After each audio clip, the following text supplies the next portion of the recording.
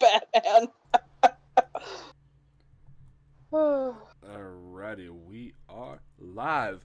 What's going on, good people of the internet? It is time for OnComicsGrounds.com's flagship podcast, panel to panel, where a bunch of folks shoot the breeze and talk about comic books and such.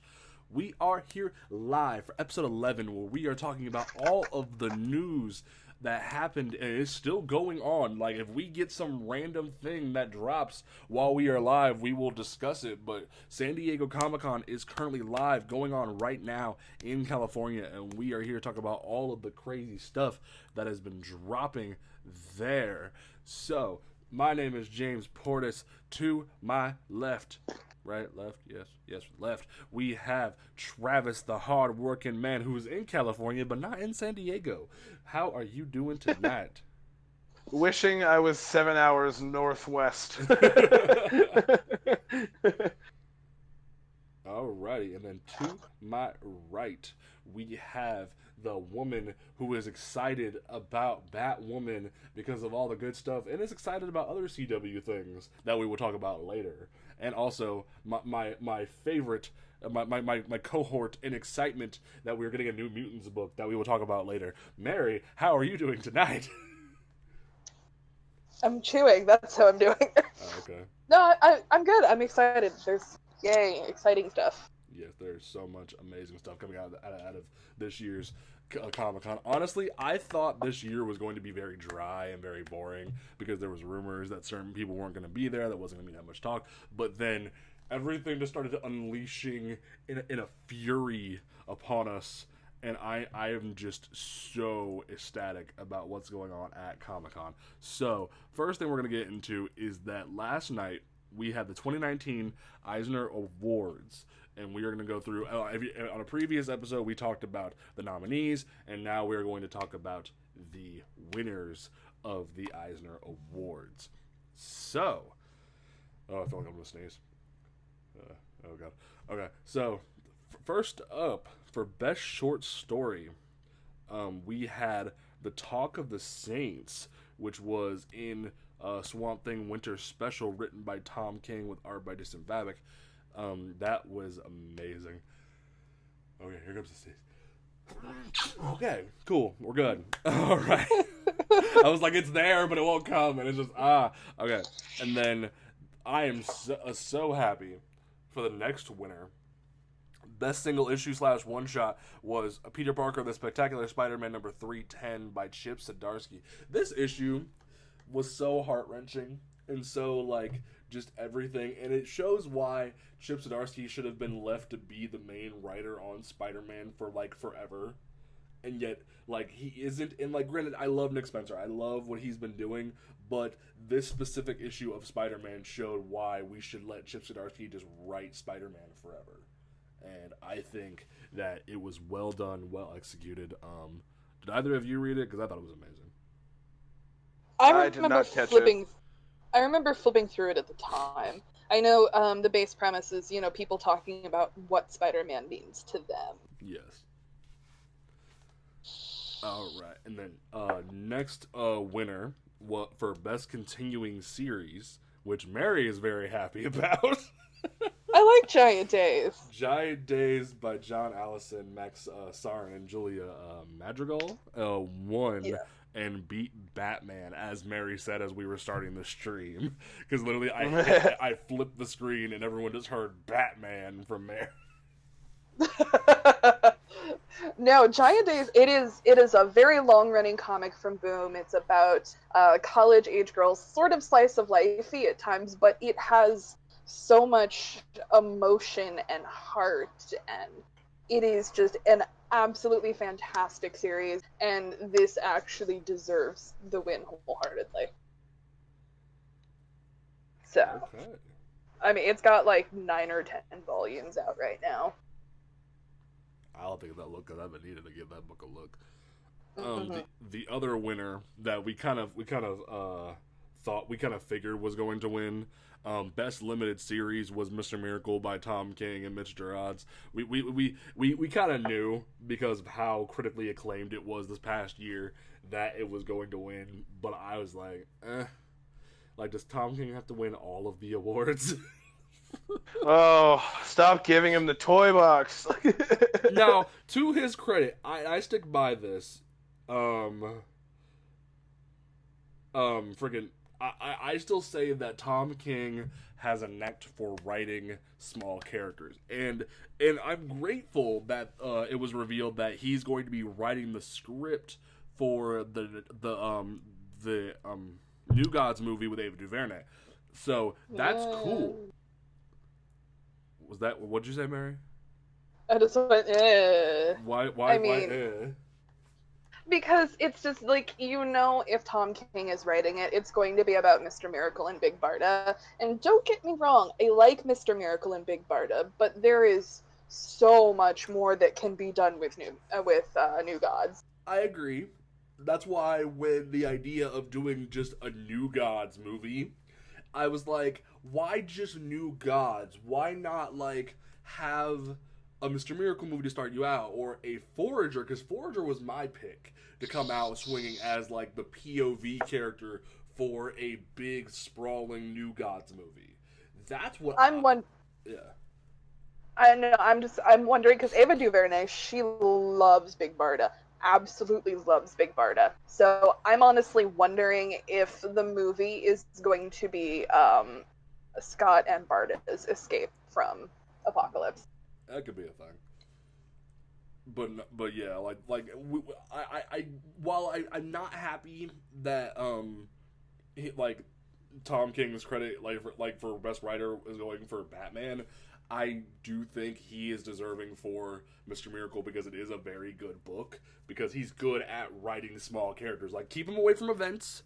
Like, he's getting away from Batman, which is good, but just like I am okay with this win. What I'm torn by is that both I and Mary have lost the bet here because we both had different stakes on best new series, and I'm pissed. But also I'm torn. Like I knew. Like, I'm torn though because I love Gideon Falls. I love Jeff Lemire and Andrea Sorrentino. When those two get together, it's like magic. If you have never read Old Man Logan, like the first like the first few volumes of Old Man Logan, it is like magic. So I'm not mad. I'm disappointed. I feel like I'm like a parent. I'm not mad. I'm disappointed because I wanted Bitterroot to win, but I'm not mad at the result because Jeff Lemire and Andrea Sorrentino are amazing. So yay, Gideon Falls, but boo, I wanted Bitterroot to win. Yeah, agreed. Oh god, the cuckoo clock is going off. I forgot that was in here. I moved recently, and I forgot there was a cuckoo clock in this room. So I apologize for that sound, but it'll be going off in a second. Oh, there it goes. Okay, so I'll fix that next time. But the other big one that came out, oh, not a big one, but this little chunk was the different basic best publications for early readers. They had one best for kids and best one for teens. The early readers one was Johnny Boo and the Ice Cream Computer. That's pretty cool. The other one was Divided Earth. And the one for teens was The Prince and the Dressmaker. So congratulations to all of those. Best humor publication was also Giant Days. So yay, Giant Days. Mm-hmm. Best anthology was Puerto Rico Strong. I was really happy about this. I was torn between this and the tribute for the Las Vegas shooting, but I'm kind of happy. Yeah. I'm still happy this won because I loved Puerto Rico Strong. Best reality based work is this guy for real, the unbelievable Andy Kaufman. I've never heard of that, but I love Box Brown, so I'm gonna take a look at that. I'm gonna flip through a couple here. The Vision won best graphic album reprint, so that goes to show you that Tom King can still do things. What else we got here? Tom King won for Batman, and Mr. Miracle, Heroes in Crisis, and the Swamp Thing. Shouldn't have won for Heroes in Crisis, but that's beside the point. Best writer / artist, Jen Wang for The Prince and the Dressmaker. So yay. Mr. Draws won for. You skipped like 6 of them. I skipped like 6 because I didn't. I felt like. I mean, we can go through them real quick. Oh no, I just lost my place. Oh, sorry. I kind of jumped there. Yeah. Best painter / multimedia artist goes Dustin Nguyen for Descender. Descender's art has been amazing, so yay. Oh yeah, and he paints that. Yeah, that stuff is just gorgeous. That's amazing. Mary will be happy about this one. Best cover artist went to Jen Bartel. I mean, deservedly so. Her color work is god tier. Like, You right. and this next one I am so excited about. Though I gotta say, like, she did a couple issues of Space Wakandans recently, and I wasn't really feeling it. Like, Her Jen's interiors aren't as strong as her covers. So, I mean, I love her covers, and I do collect them when I can, but her interiors aren't as strong. And, you know, some artists do better in interior, and some do better on cover, so... yeah, that's true. Best coloring, like Mary just hyped up, was Matt Wilson. So excited. Black Cloud, Paper Absolutely. Girls, Wicked and Divine, Mighty Thor, Runaways is the reason why Mary's happy. No, just, like, his color work in general, like, oh my god, it is so good. Best lettering goes to Todd Klein. His work, honestly, the way he does stuff for Black Hammer has been really good. I've seen his stuff for White Knight; it was really good. So deservedly so. Like letterers don't get enough credit. I think they should get more credit because the work they do is fundamental to the industry. So yay for him. I mean, if the lettering is bad in a comic, I have problems, like, actually being able to read it. Because if the Same. lettering is all over the place. Yeah. Somebody on my Twitter feed said that you only notice the lettering, like, you don't notice the lettering until it's bad, and that's a problem. Yeah, that's true. Like, because lettering can be so consistent, and then it'll just be ruined after a while. Mm-hmm. I'm gonna jump down to the more like the single awards and whatnot. The Bill Finger Excellence in Comic Writing Award went to E. Nelson Bradell and Mike Friedrich. I've never heard of that award. I didn't know Bill Finger had an award. That's amazing. The Bob Clampett Humanitarian Award went to Tula Lotte and Edgardo Miranda Rodriguez. The Will Eisner... What? He arranged Reconstruction. Oh, cool. The Will Eisner Spirit of Comics Retailer Award went to Libristera Buenos Aires. It's a comic shop in Buenos Aires. Oh, sweet. That's really awesome that they can win from all the way over there. The Russ Manning Promising Newcomer Award went to Lorena Alvarez. So, yay. And then Jim Aparo, I don't know how to pronounce that one. Is it just June Tarpe? Yeah, June Mills. June Tarpe Mills. Dave Stevens. Maury Turner. I've never been able to pronounce his last name. In the history of anything, I've never been able to pronounce that. Mary, help me. I can't pronounce it. I haven't known either. Bill... I hate that I don't know how to pronounce that. Bill Senkuetsins. I feel bad. He's an amazing artist. I know that for a fact, but I can't pronounce his last name. I hate my life. Wendy and Richard Pini, Paul Levitz was put in the Hall of Fame. Jeanette Kahn and Jose Luis Garcia Lopez. So congratulations to everybody who has won the Eisner Awards. These awards are phenomenal every year that these people can be awarded for what they do for the comic industry. I'm sad Bitterroot didn't win, but we will look past it and we will go forward. Yes. So yay for that. So we kind of switched up how we did things this year because of how there's so much. We broke it up into Marvel and DC because there's so much of both that we figured it would be easier just to break it up into those chunks to get through everything for both companies.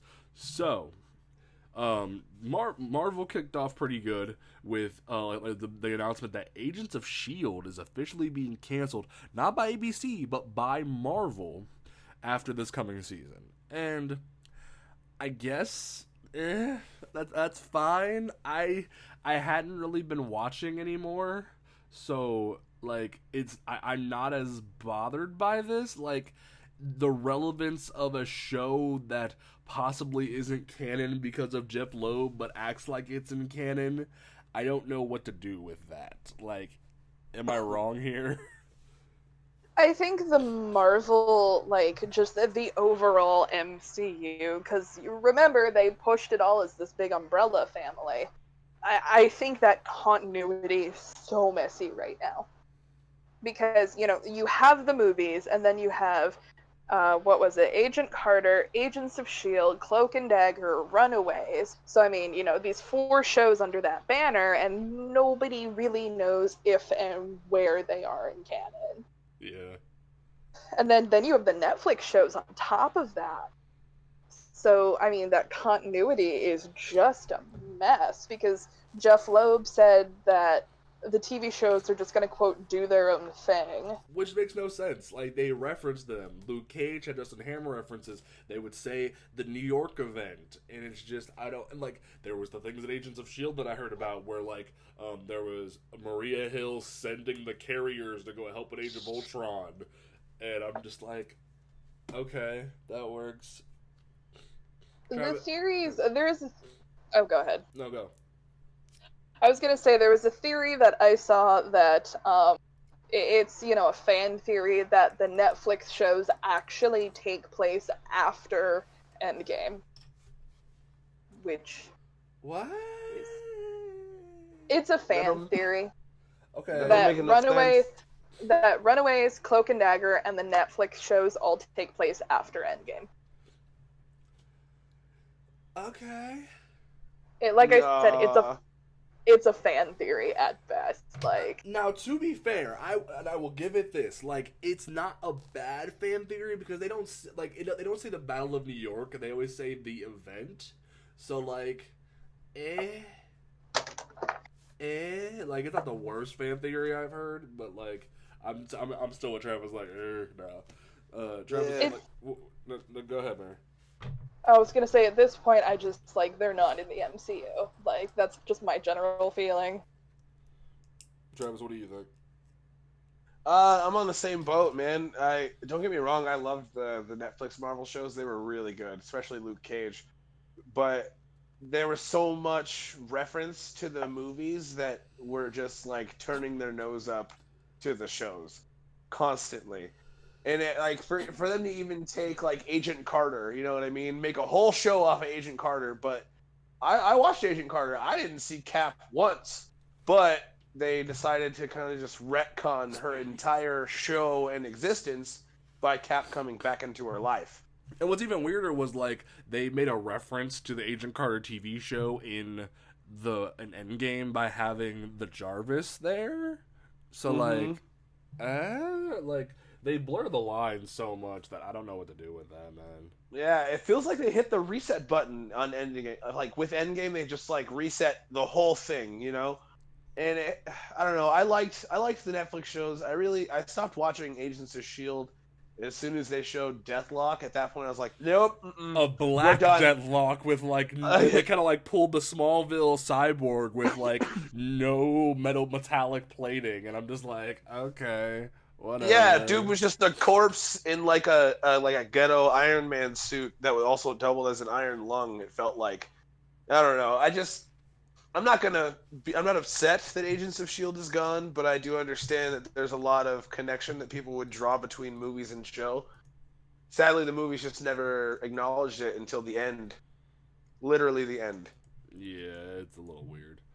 Mara, are you pretty much in the same boat? I never actually watched Agents of S.H.I.E.L.D. And that is my big secret, is that I've seen maybe, if we're being generous, like a third of the MCU. I've never seen the Netflix shows. I've never watched Agents of S.H.I.E.L.D. You've never seen the Netflix shows? What? Mary. Okay, look. First of all, my wife and I are horrible at TV. Like, we get so far behind. Okay, fair. And it's like, they're kind of on the list, but we've never really just gotten to them. I have no aversion to them. It's just kind of lower on the list of priorities. Because we still have to get through The Handmaid's Tale. But the only Marvel show that I have really watched in earnest is Runaways, and I have Right. I have about 45 minutes left of the last episode of Cloak and Dagger, and the show's been kind of a slog, I'm not gonna lie. I still need to watch Cloak and Dagger. I've been putting it off. It's not bad. They're going for the character drama thing, but there's too much filler. There's not enough plot to balance out the filler. Okay. Oh, that's never good. Yeah, but in terms of Agents of S.H.I.E.L.D., like, I've never watched it, but I know that it did a lot of world building. I mean, we got, like, Mockingbird and Quake and a bunch of others. Yeah, and, like, they threw, Mockingbird on there with, like, no connection to Hawkeye. They went with the Ultimate route and put, like, his kids and wife in there from the Ultimate comics. So, like, it was a very weird thing there. I'm not even gonna joke. But my heart breaks for people who absolutely loved the show, and I know the show had an absolutely diehard fan base. So, like, I feel terribly for them, but for me, it's just kind of okay. Holy crap, they're literally announcing Phase 4 of Marvel while we're live. Oh my. Like, they just... I'll pull up... Yeah, I'll pull up... I Twitter up right now. This is gonna be crazy. I'll pull up Twitter and keep an eye on it. I'm gonna say that they're announcing Eternals right now. Yep. As of 3 minutes ago, they're announcing Eternals. Quote, full Jack Kirby. Richard Madden is going to be Icarus. Selma Hayek has been confirmed for Eternals. Don Lee is Gilgamesh, and Angelina Jolie is also starring. She's playing Thena. Yeah. Okay. I am down. This is looking pretty good. Alright, well, we will continue, and we will keep an eye on this as we go. From there, we got the announcement. Like, we got a lot of comic book announcements, so these will be pretty quick. The first one, I don't remember if we talked about this last week, but Ghost Rider is getting a new solo book by Ed Brisson, and it's about Johnny Cage and... Not Johnny Cage. Was that right? Johnny Blaze. Jesus Christ. Too much Mortal Kombat because I was talking about Nightwolf earlier. Johnny Blaze and Danny Ketch working together to keep hell in check because the one event a while back made Johnny Blaze the king of hell, and Mephisto isn't the king of hell anymore, and Danny Ketch is like the Ghost Rider upstairs. But I'm going, hey guys, I don't like what's his face, the kid with the car. I don't like the kid with the car Ghost Rider that much either. But you're kind of just kicking him. Yeah. I don't like Robbie Reyes that much either. But you're just kicking the kid to the curb before we can get him in the hands of someone who can write him really well. Kind of sucks. Like, Jason Aaron made him an Avenger. Like, he was going places, and you just make a new Johnny Blaze, Danny Ketch book for no reason. And apparently, Robbie Reyes is getting his own TV show, and you're just like, no solo book? Like, the hell? Am I wrong for being upset like that? No, I think Robbie Reyes was never in the right hands to begin with, if I'm being completely honest. Oh, speak your mind. Well, it's kind of a tangent, but, like, he always felt like that, like, down at home, like, they could give us a Ghost Rider with some kind of hood life experiences, you know what I mean? But we didn't get as much or anything really, and I really was disappointed with it, to be honest with you. All right. Oh shit. What? Oh shit. Mark Guggenheim just tweeted concept art for the Anti-Monitor. Oh no. What? Oh no. Hold up. The price is on.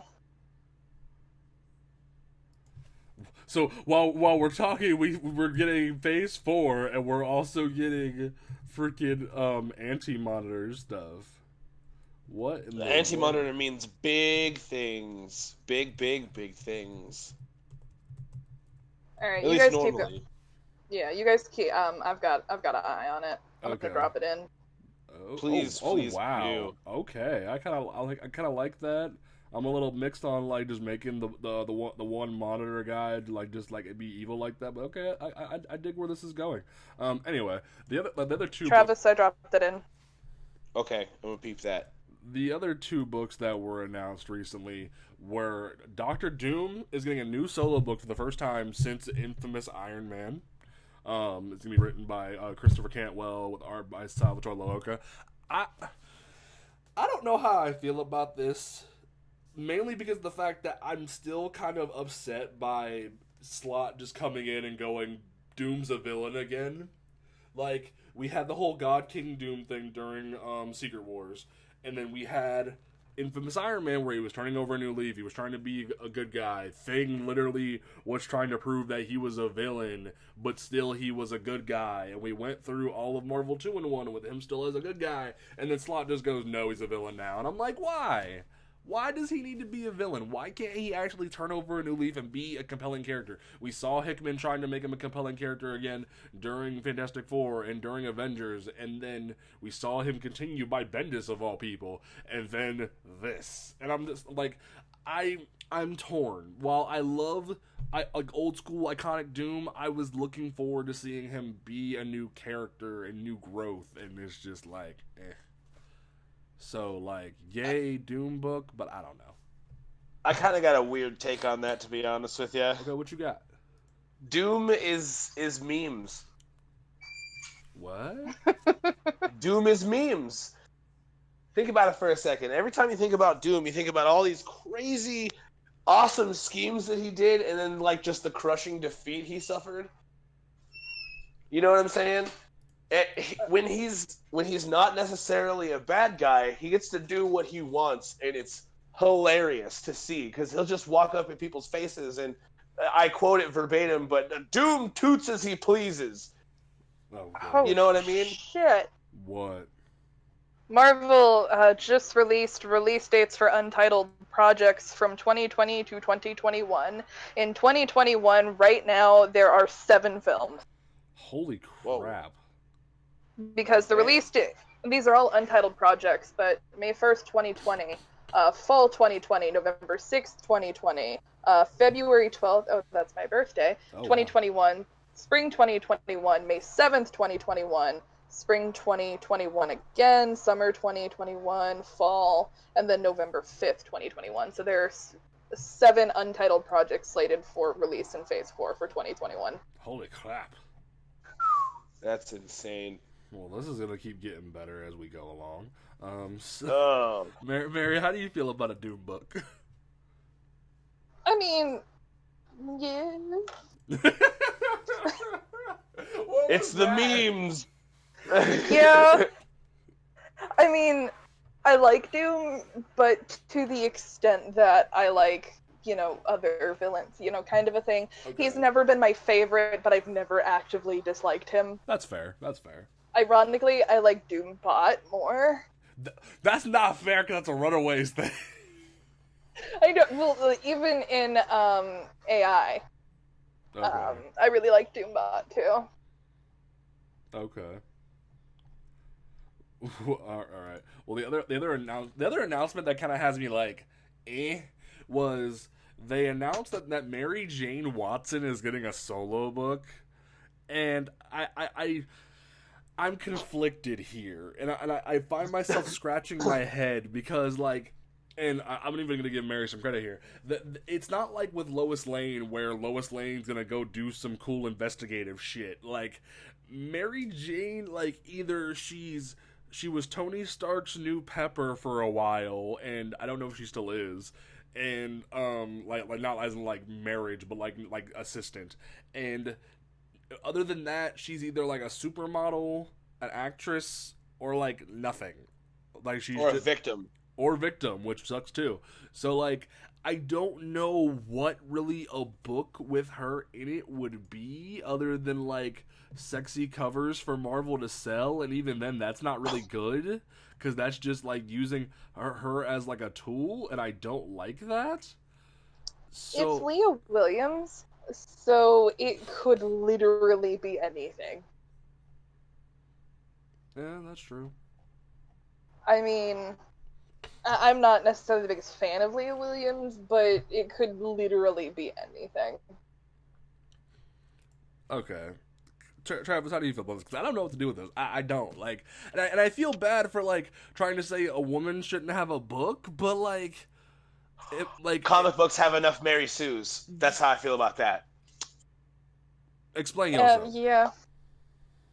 Mary Jane is always the "Oh God, save me," and then she gets saved. You know what I mean? She's like Jimmy Olsen getting her own book. You know that does just why? I feel as if maybe they're trying to compete with Lois Lane, but they're really just drawing at straws. And instead of coming up with, I don't know, a compelling female character, they're trying to rehash the sexy, buxom redhead that they've been pushing into our faces for decades. Okay. The Disney Plus series are included in the Phase 4 slate, so they're not all movies. Oh. Okay, that makes sense. I'm looking at pictures and like I like they have Mackie holding the shield, and I'm like, can a brother get a suit pick? Like, can a brother get a suit pick? That's all I'm asking. Help me out. Like, that's all I'm asking. Like, I'm probably not gonna get that. And also, Sebastian Stan, why are you holding my shield? Give it back to Sam, please, God, please, God. Anyway, but no, I definitely agree. Like, I would rather see like have any other like woman in Marvel's like lineup get a solo book than Mary Jane Watson, and I feel like I'm doing her a disservice. But Marvel's done her such a disservice over the years that like I don't know what to do with that. So we need an original female character, not repackaged the same thing. You know, it's the same thing with DC giving all these ethnicity people all these different superhero skins. Black Superman, Black Batman. I feel it's the same thing here, just with the super girlfriend. I don't know. Mary, are we out of line here? I'm sorry, what? Are we out of line by He saying ain't all even this? paying attention. I am trying to get her attention too. Like, are we out of line by saying that Mary Jane shouldn't have a book, or like we feel that like this is a wrong move? I think if there is a cohesive storyline to go with it, because Mary Jane has been many different things throughout the years. And now keep in mind, I am not someone who reads Spider-Man consistently. Mm-hmm. But, because Spider-Man Renew Your Vows, Mary Jane was absolutely integral to that book. Agreed. Because there was a consistent storyline, and it wasn't just, oh, she's a mom. Like, there was more to that. And I think if we can bring that kind of consistency to the book, then it will be fine. But, like I said, Mary Jane has been a lot of different things over the years. But, if you pair it with the fact that Black Cat has a solo book, that Invisible Woman has a solo book, that, these are two characters that your average comic reader will not see them outside of, and I'm gonna dive headfirst into boiling water here, outside of their male counterparts. Okay. Because everybody's least favorite, member of the Fantastic Four is Sue Storm. I mean, Black Cat is great, but she's Spider-Man's anti-hero slam piece. Yeah. Yeah. And these are not, granted, and these aren't necessarily my opinions. This is just, if you were a casual walking into the store and if you were looking at it, But, unfortunately, I'm biased because I feel like any Black Cat storyline is just going to be a rehashed Catwoman storyline.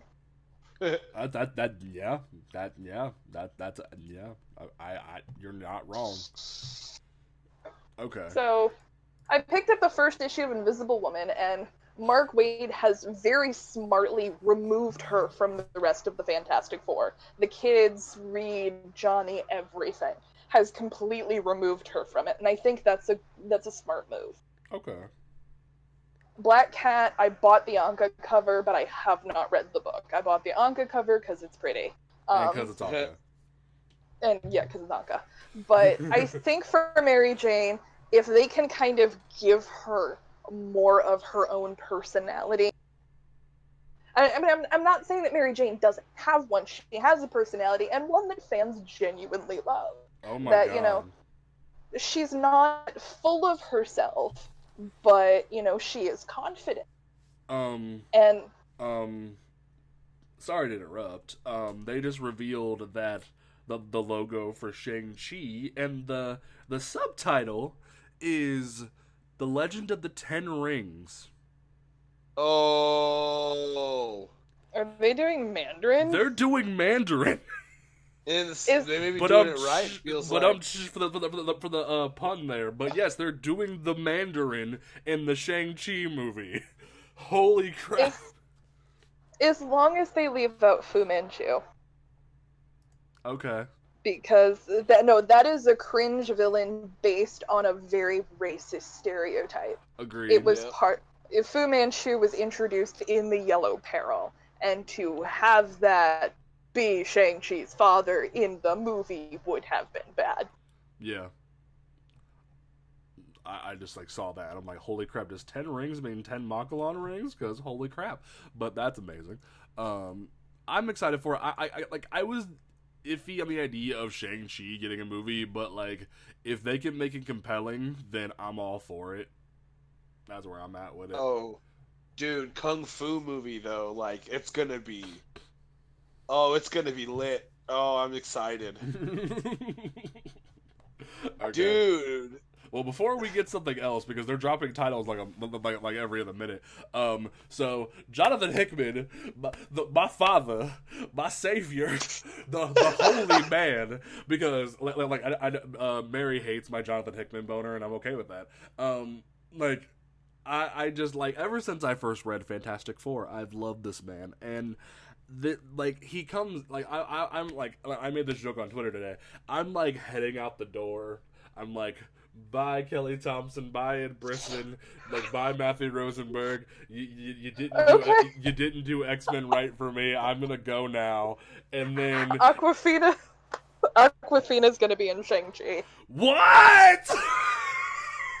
Yes. Tony Leung is gonna be the Mandarin. Aquafina is in an untitled role, but yeah. Did they announce who Shang-Chi is yet? Not yet. Okay. But Aquafina and Shang-Chi, that sounds fucking amazing. Anyway, I'm like leaving the room, like, bye guys, you didn't do X-Men right for me, I'm leaving now. And then Father Hickman comes in. He sees me at the door and goes, wait, my child, I will save thee. And then as I'm ready to close the book on X-Men for a while, once again, they just go Dawn of X for this winter and this fall, and I'm just blown away. And what do you mean, James? You might be asking. So we got a slate of Wave 1 titles for the beginning of a new X-Men line, and we have X-Men written by Jonathan Hickman with art by Leinil Francis Yu. The lineup is going to be Wolverine, Scott Summers, Rachel Summers, Jean Grey, Young Cable, aka Nate Summers, Alex Summers, and I forget Vulcan's first name, but the other Summers brother, and their father, what's his name? I forget he's on the Starjammers. Corsair, and they're all on a team together going into space. And I don't know if this is the final team. I'm hoping this isn't the final team. I'm hoping, like, after the first arc, they're going to change it up, because that's a whole lot of white on one team. But, like, that's really cool. We're getting a Summers family orgy, and I love it. I love it. Keep doing that. That's cool, because the Summers family needs to get their shit together. So, yay. The next book that, as I mentioned earlier in our introductions, that I'm really excited about is New Mutants is coming back, and Jonathan Hickman's writing the first arc, and Ed Brisson's writing after that. And can we talk about this lineup, y'all? Can we talk about this lineup? Because this lineup is amazing. We got Sunspot, we got Wolfsbane, we got Mirage, we got Karma, we got Magic, we got Cypher. All I'm missing is Cannonball, and I would be ecstatic. Oh yeah, all we need is Cannonball, and I'd be super happy. Like, oh, I'm so happy. Mary, help me out here. Like, isn't this some good stuff? Give me 1 second.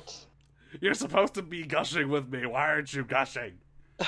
Because they announced, Canadian actor Simu Liu is going to be playing Shang-Chi.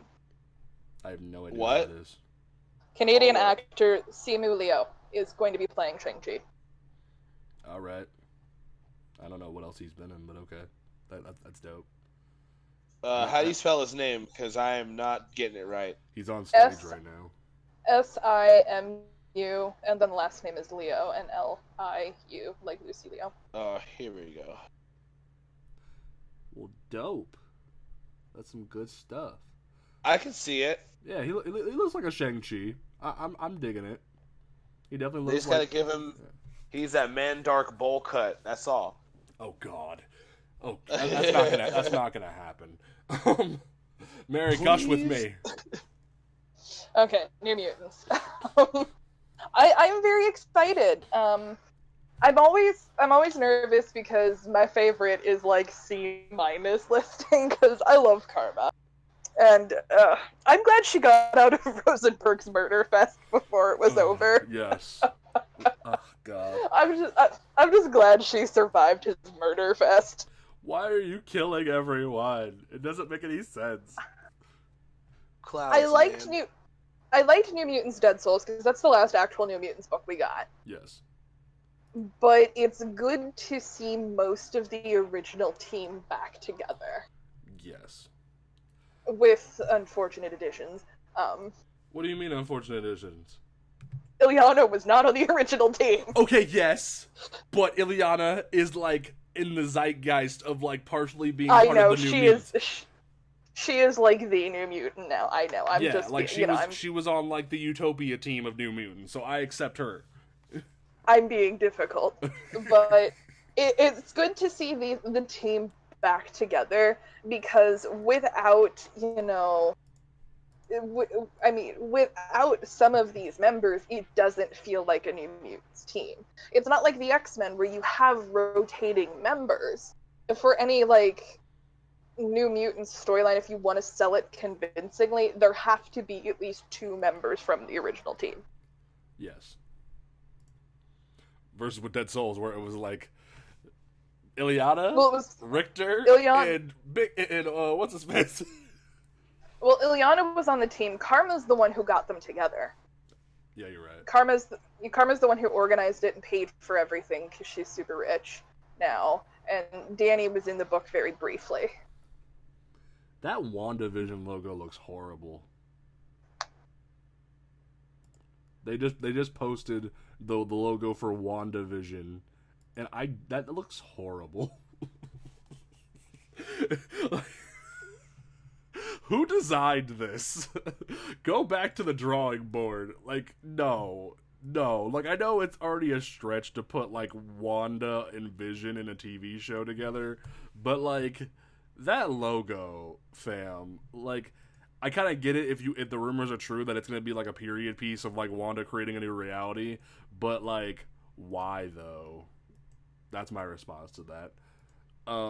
Moving back towards the X-Men because I'm really excited. One of the other books that was announced was that we're getting a new Marauders book, and the lineup is interesting. We have Pyro back from the dead. We have Bishop, Emma Frost with a new look, Iceman, Kitty Pryde, and Storm, with Kitty Pryde being the leader of the Marauders on a boat. And the first thought I had when I saw this was, it feels like Hickman went, okay, Kitty, we couldn't trust you to be the leader of the X-Men, so let's have you be the leader of a small team on a boat. And I'm like, dang, that's a demotion right there. Like, you kind of just shoved her on a boat and said, bye, bitch. You couldn't cut it as the leader. Like, it kind of sucks. Actually, no. You know what this feels like? This feels like the ex-leaders plus Pyro. Because you have Storm, you have Kitty, you have Bishop, you have Emma, and you have Bobby. Like, it just feels like the ex-leaders of the X-Men plus Pyro leading it, like, on a team. Like, y'all couldn't cut it, so go on a boat. Travis, how you feel about this lineup? It's extensive. As soon as you said Bishop is back from the dead, I was like, No, wait a Pyro is minute. back from the dead. Bishop's Oh, been here. Pyro's back.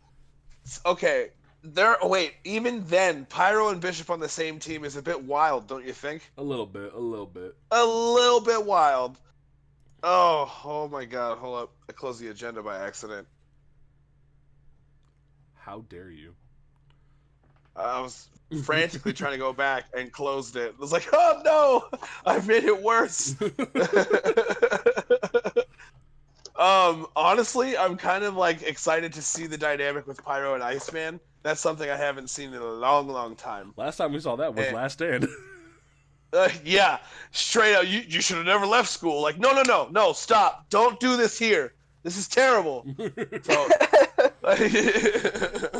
I forget who it was, but someone was like, I don't like Storm as a marauder," and I was like, I mean, she's got to do something when she's not being forced to be the new queen of Wakanda while T'Challa's away. Like, literally, it feels like Aquaman's having the same problem as Black Panther, where, like, the government's trying to force the love interest to be the leader, while everyone's like, no, he's not dead, give him some time. And it's like, okay, sure, that works. My pitch for an X-Men book is give Storm a day off.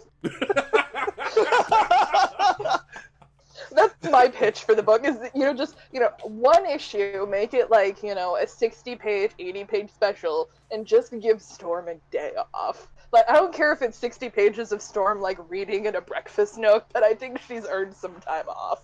Yeah, that's true. Like, literally, I felt so bad, because when you read X-Men Prime before X-Men Gold and Blue came out, it literally feels like Mark Guggenheim just wanted to give Storm a day off. Like, Kitty, just take the keys, I'm done. Like, I'm tired of Inhumans, I'm tired of Terrigen Clouds. Like, you're the new leader, bye. Like, it's literally what that book felt like to me. Oh, this is all gonna be so expensive. What? All of these X books.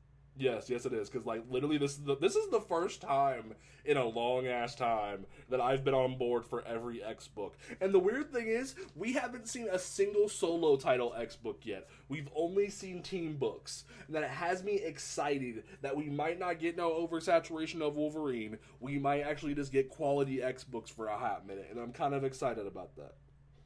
I mean... Go ahead, Travis. Oh, never mind. I'm going up to the next team. I'm going to wait a second, because I'm looking at the Excalibur lineup, and boy... They needed somebody to yank the X-Men back in line. Yes. And I'm surprised that they didn't have Claremont do it, because he's normally their fixer. Yes, like, Chris, we broke it. Like, Claremont would just come in and be like, Psylocke everywhere, and I don't know if I want that. He's coming back briefly, because he's writing a New Mutants one-shot, and I'm wondering now if that's going to lead into the solo. Okay.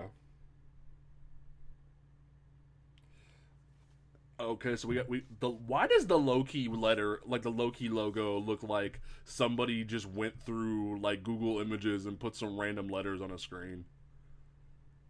Like, I get mischief and, like, discombobulated, but, like, it legit looks like someone went through Google Images and just threw some random letters together. But no, Travis, you are correct, because the next book announced is Excalibur. And I'm convinced... Bro. James. What? Monica Rambeau will be in WandaVision. No, don't say that. Yep, Monica Rambeau will be in WandaVision, played by Tiana Paris. Who? Pulling it up. I'm pulling it up right now. Oh, who are you? Hi, what have you been in? Murder, Candyman. She was Pamela on Empire. Oh, honey, let's go. Yes, I'm in. But why are you in WandaVision? Why are you in WandaVision? What? No. Why? Oh, and they misspelled her name. Oh, God. Oh, no. Why is she in the tweet? I don't know. I don't understand. Okay. Okay, I'm confused as all hell. I mean, at least we're getting Monica in some capacity. I'm just confused. And anyway, I don't know what to do. I'm torn. I don't know how to feel. I'm going back to X-Men. Um, Go back to the safe space, James. Go back to the safe space. Go back to Daddy Hickman. He would be happy today. Oh my God. So we have officially figured out what, and Mary, I told you this was gonna happen. I told you Teenie Howard was not just coming in to write a Death's Head book. I told you. I know. I agreed with you. And look what happened. We have an Excalibur team of randomly Psylocke as Captain Britain. Huh? What? What is going on? We have Apocalypse in some slick dreads. Like you looking fine, my dude. Why you in some sick threads, my dude? Like, what's going on? We have old school looking 90s Rogue. We have Gambit, we have Jubilee, and is that Richter, I believe? Yeah, Richter. Yeah. And also, I love how they kind of like recycled Namor's X-Men red suit for Richter. This lineup, apparently, like the pitch is, mutant kind has always been special, as their relationship with the world or worlds around them. As this new dawn era dawns, a new connection forms between mutants and the magic of the world, and that of other world. Can the new Captain Britain forge a new way through the chaos with her companions Rogue, Gambit, Jubilee, Richter, and Apocalypse? You know, this feels like a pitch for Justice League Dark and for Marvel, and I don't know how I feel about that. Right. I'm excited, to be honest, because it's like a bunch of people that know each other and have grown together very well, and then a guy that they've mutually been whooping on each other's asses for decades. That dynamic's going to be pretty funny. It's weird. I'm trying to understand this Captain Britain thing. Mary, can you help me? I mean, he's her brother, Yeah. Yeah, that's true. I didn't think about that. I mean, it would make sense that a brother-sister team would tag on and off sometimes, Captain Britain needs a day off. And actually, no. You know what this feels like? This feels like Hickman went and shoved Justice League Odyssey and Justice League Dark into one big pot, because Justice League Odyssey has the whole thing where Darkseid is on the team, and now you have Apocalypse on this team. I see what you did there, Hickman, but I don't know how I feel about this yet. Also, is Hickman gonna retcon Jubilee being a vampire? Because I wish someone would retcon Jubilee being a vampire, please. She's not a vampire. When did she stop being a vampire? Oh my god, Jen. I don't know. The one book where Quentin Quire was in, because he's the one who made her not a vampire. Generation X? Generation X, yeah. Okay, because I stopped reading that because the art was so freaking god-awful. Yeah, no, she's not a vampire anymore. Okay, good, because that was getting really annoying. Granted, I love Curse of the Mutants. I love Blade and Wolverine teaming up, killing Dracula. That's why I was gushing about Blade and Wolverine versus Wolverine last week. But going into the next book, I'm so happy. I even tweeted him at this. I get it. What? Why Psylocke is Captain Britain? Why? If they're keeping Quanon around. They want to have their cake and eat it too? Yep. So they're making... that way you can have Psylocke, but you still separate her, but you still have, sexy Psylocke body. I'm using all the air quotes here. So you're giving Claremont what he wants, but also putting Betsy over here, basically. Okay. And the fact that Quanon still has the powers. All right. So I'm wondering if they're flipping Betsy to Captain Britain to kind of further separate the two a little bit. Okay. I guess I'm cool with that. But yeah, going into the next book, which goes with Quanon, Fallen Angels, the weirdest title out of all of these. Only X thing about it is that it has an X logo behind it. It's written by Brian Edward Hill with pencils by Simon Kudransky. And the pitch is Psylocke finds herself in this new world of mutant kind, unsure of her place in it. But when Face from her past returns only to be killed, she seeks help from others who feel similar to get vengeance. Cable and X-23 join Quanon for a personal mission that could jeopardize all of mutant kind. I don't know. Betsy's not Psylocke anymore. Yeah. That's what it is Betsy's not Psylocke anymore. I mean, it works. Yeah.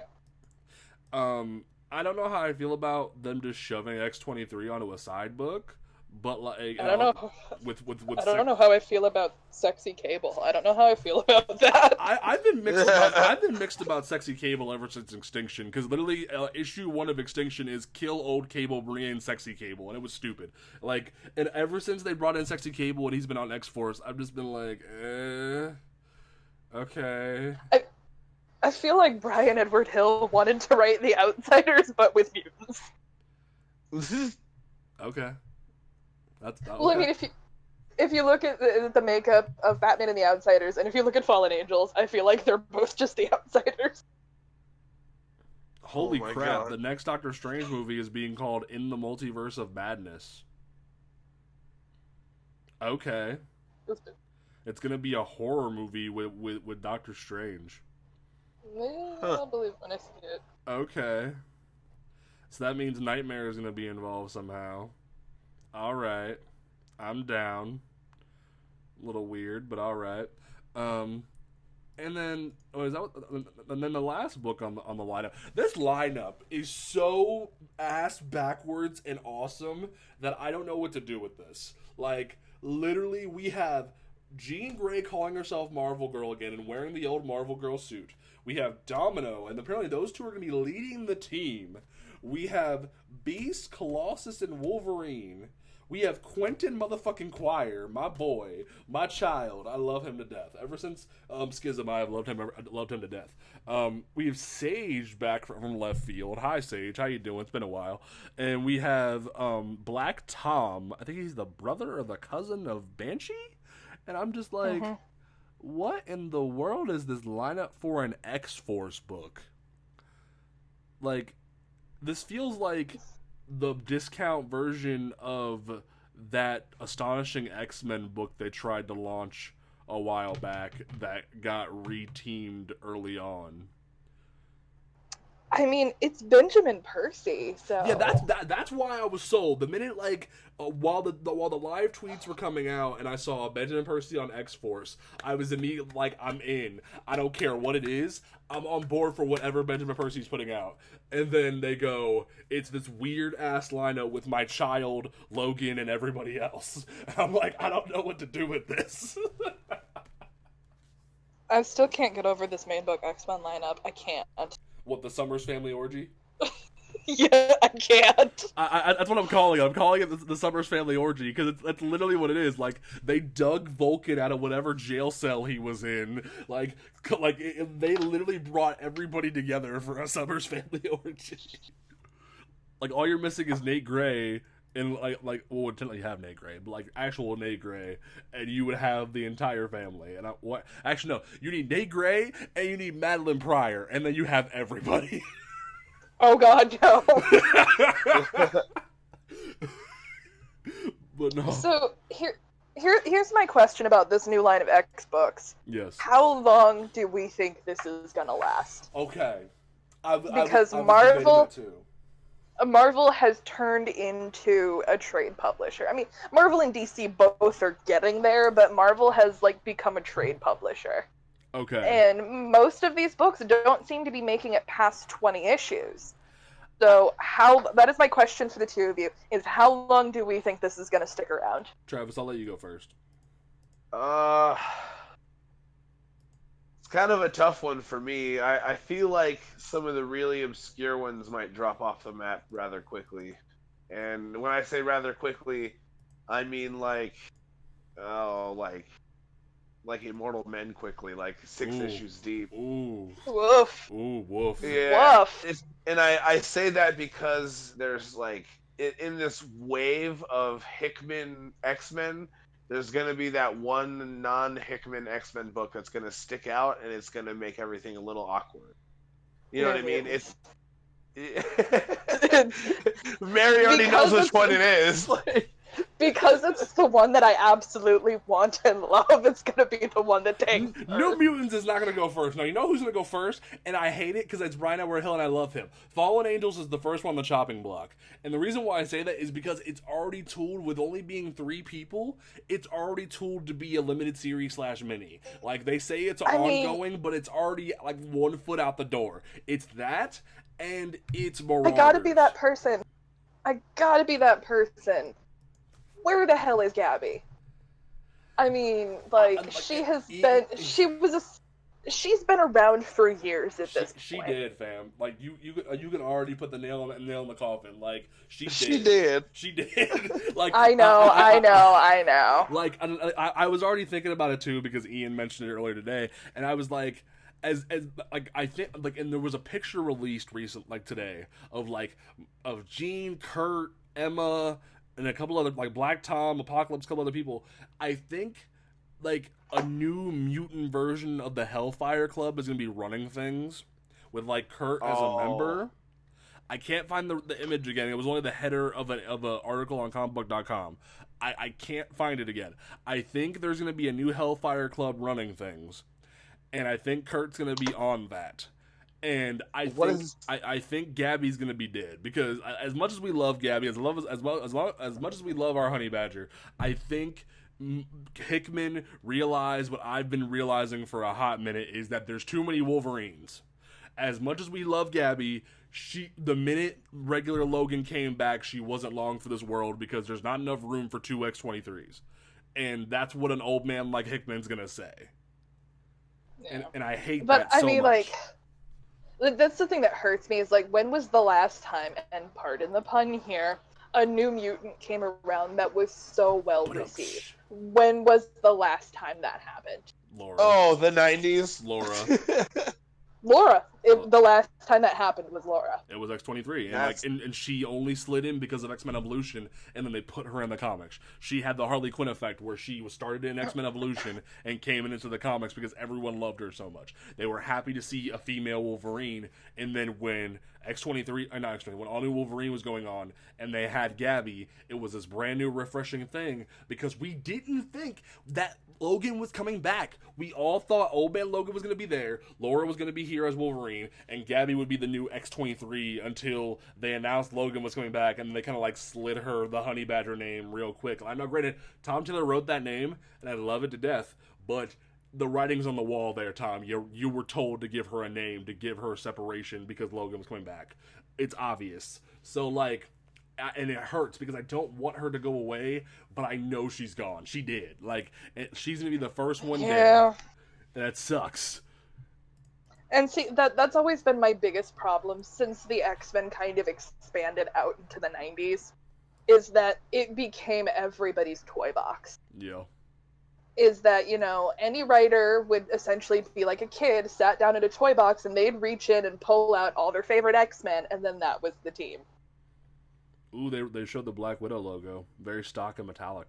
Boring. He said with no shade at all. Bruh, like, no, it literally is, like, yes, it's an agent spy movie. You couldn't put, like, a red target on it or something. Like, come on, fam, come on. Like, there could have been something there for her. But no, it looks boring as all hell. It looks like an Iron Man logo. But Hawkeye, okay, yes. Hawkeye's logo is literally the Matt Fraction logo. Yes. Very good. And we get boring metallic logo for Black Widow, but Jeremy Renner walks in, puts the Matt Fraction logo on the table, and walks out. I love it. I'm down. So, like, we gotta get Kate Bishop. Somebody announce Kate Bishop already. Because she's gonna be in the show. But who's gonna play her though? That's what I want to know.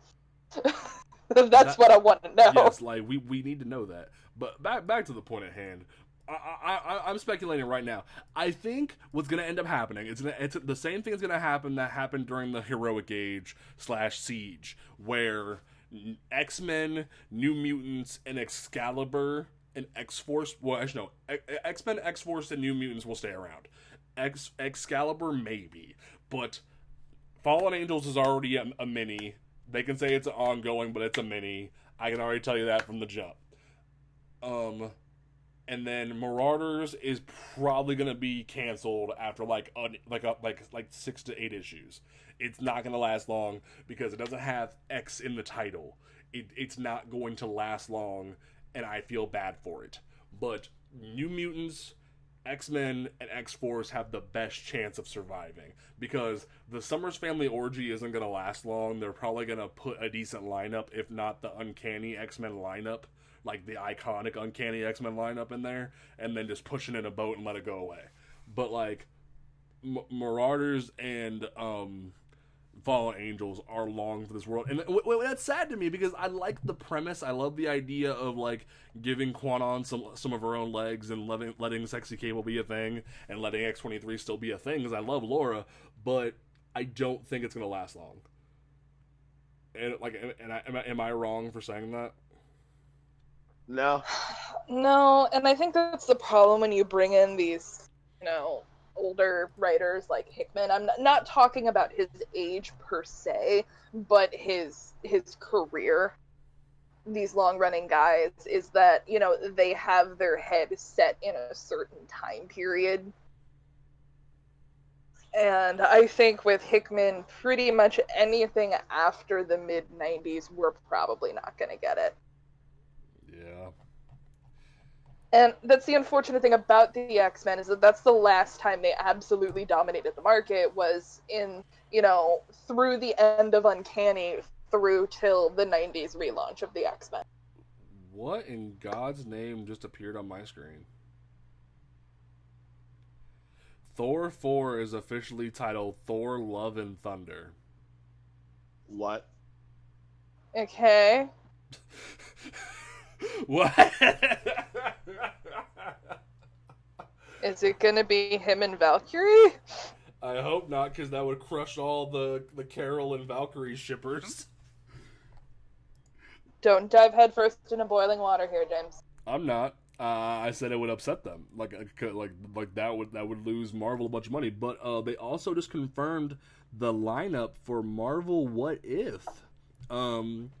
Pretty much literally every freaking Marvel actor that's ever appeared in a movie. Because Taika Waititi, the guy who played, what's his face? I forget his name. Literally every Avenger that's ever been in a movie is going to be in Marvel What If for like one episode. Isn't it an animated series? Yes. Natalie Portman's going to be in it. Paul Rudd, Michael Douglas, everyone's going to be in it for like one episode. That means they're getting some big checks right there. Yeah, Disney Plus is not going to stay at $7. That stupid clock. I need to move that next time. I have a feeling it's gonna not be $7 before it releases. They'll probably keep it. So Thor and Valkyrie just walked on stage with Taika Waititi to confirm that it is called Thor: Love and Thunder. Why is it called Love and Thunder? That makes no sense. Like, okay, I guess that works. But yeah, the point is, I'm excited for the majority of these X-Men titles. I'm ecstatic. New Mutants is back. I'm happy. X-Men and the Summer's Orgy. I'm excited about that, I guess. Marauders is interesting. Anybody have any final thoughts on the X-Men lineup before we move into DC news? It's gonna be so expensive. Oh god, my wallet's already crying. It's like in the next room, like, why? Well, not only that, but my mother-in-law is, if you aren't familiar with her, she is the queen of the X-Men. She's gonna want all the books. Yeah, pretty much, because we were buying 2 copies of, the Uncanny Murder run. And, once she figures out that all of this is going to be happening, she's like, hey, can you guys pick this up for me? And, I can't say no to her because she is the undisputed queen of the X-Men, because she has a number 1 in a frame by the bed. Yeah. That's awesome. Travis, any closing thoughts on this X-Men stuff? I actually might start reading X-Men, but sadly, it's going to be the ones that get the axe, which I have a habit of getting addicted to. So I'm Yes. Same. Same. All right. Well, we will move on to our DC news section. So, sad news coming out this week as Comic-Con was getting started. One of the the effects coordinators for Titans, the TV show on DC Universe, his name was Warren Appleby, passed away after an accident which occurred at a special effects facility during the preparation and testing for an upcoming shoot. Our condolences go out to his family. There is a GoFundMe already up. We will be tweeting this out on our Twitter, and we will also be including this in the show notes for the archived version of it on YouTube. So please, if you can give, please give. This is very sad and tragic. This wasn't planned, obviously no, but this is sad, and it sucks that this had to have happened. And yeah. Any thoughts, guys? It's absolutely tragic. He left behind a wife and 2 children. So, just like rough. James said, if you can give, please give. If not, please share it, Yes. It's very depressing to see that. But it feels bad that we're going to leave this depressing topic to move on to a slightly good topic. For any Batman Beyond fans, during the 20th anniversary panel, they announced that there's going to be a 20th anniversary box set of the entire series of Batman Beyond. And the one thing they announced at the panel randomly, and I don't know how I feel about this, Bruce Timm announced that if the box set sells well, we might get another season on DC Universe. And I'm not okay with this. What? Come on. Okay, Travis, did you watch Justice League Unlimited? Yes, I loved it. Keep in mind, it could also just be a sales tactic. It could, but also we have an epilogue. Now, granted, there isn't a lot of people that like the epilogue. I'm in the small minority of people that like the epilogue, but we don't need to continue Terry's story. Granted, we're continuing the comic book written by Dan Jurgens, and it's amazing, but we don't need to move on with the TV show. I feel you can shove Kevin Conroy and Will Friedle in a booth, but other than trying to make new content that isn't lining up with the comic that's out right now, what are you gonna do with that? I don't see a reason to keep it going. Exactly what you just said, though. Make content aligned with the comic. Because oh no, dude.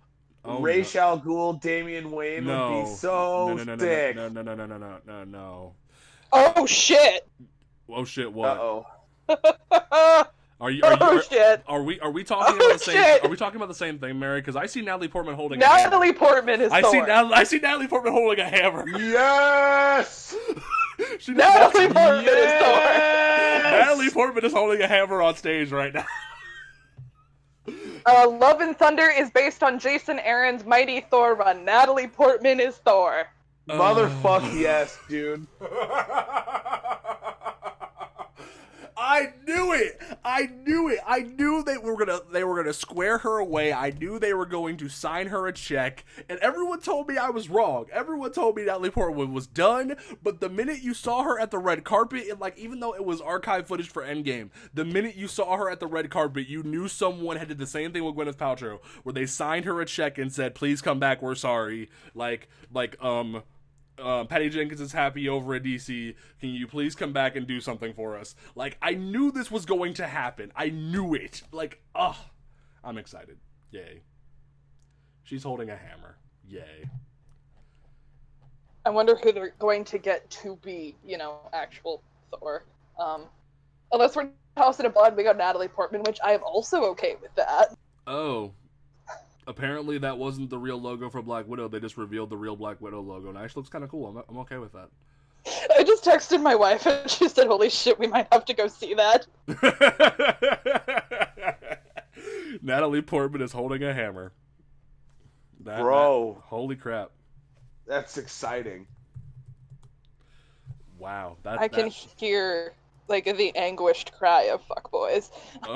Yes, everyone's going. The What were you gonna say, Travis? the anguished cry of fuckboys as the lightning torches them all. But they are unworthy of Jane Foster women. I'm so excited. Like, do you like Jason Aaron deserves this so much specifically because he wrote this for people to have like this character. And like think of the idea if she just carries the mantle, like if Hemsworth wants to be done and she can just go, or we get like another Thor trilogy and we get the entire saga, and like maybe Hemsworth is like well, no, they wouldn't do Unworthy Thor because they played up that in Endgame, but like they could still do something with like that and have him come back and have her be Valkyrie or something. I don't know, but like that would be so How much? Or how much money did they have? How much money did they have to give Natalie Portman for this? I don't know, but however So much they rolled the they just wheelbarrow write a up there. blank check. They just wrote the blank check. Like, how much do we need you, to give you so you just forget the whole thing happened with Dark World? Like, that's literally how that went down. Was how much do we need to give you to make you forget that Dark World was a thing?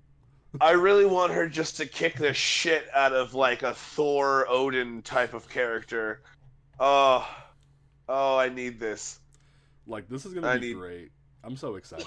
No, you know what would be really good is like if Guardian, like if Oh God. What are you laughing about? I texted Victoria, my wife, and told her about Natalie Portman and whatnot, and she said, "I bet that was the only way to get her to come back to the franchise." Yeah, I'm okay with that. Yeah, that's like apparently the cast of Black Widow's on stage right now, so we got a minute before anything crazy happens. So moving on. No, Travis, how did you feel about Batman Beyond? Because I have my opinion. What do you think about this? I liked it, to be completely honest with you. I grew up with the Kevin Conroy Batman era. You know what I mean? So it was the perfect bow for me, but it was given to me at such an age that they could have served me like dirt and worms, and I would have eaten it and asked for more. And man, I still feel the same way today, just because I have such a connection with it. Like it has a little bit of continuity problems. The Terry McGinnis Batman's his Papa thing, but another season of it would be pretty cool. Yeah. Okay, Mary. I don't know if you have any opinion on Batman Beyond. I don't know how you. I mean, I watched it, when I was younger, but I honestly haven't paid it much attention. I mean, I don't think I've actually watched it since I was younger. Okay. I was always way more into Justice League than I was to Batman Beyond.